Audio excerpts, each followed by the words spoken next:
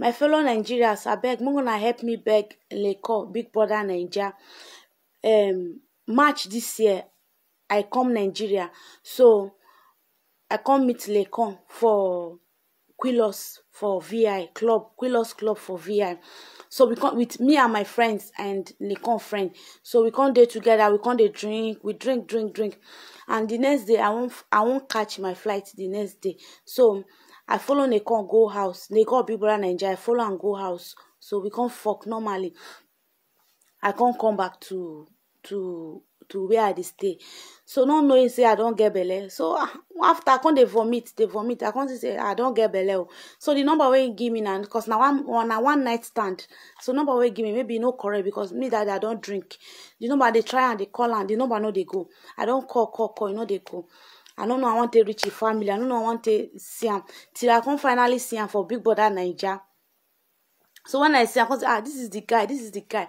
So thank God I don't see him. At least I no go born bastard. Mona help me share this video. May it reach Lekon hand. At least may he can't take responsibility as a father. Because I no one born bastard. You understand? Even my family self, they go disown. My mama self go disown me. I beg Lekon, I beg where you dey.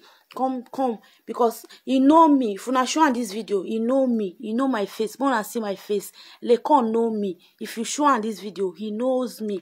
So you know if he deny, I beg. No be say na anything. Na just one night stand.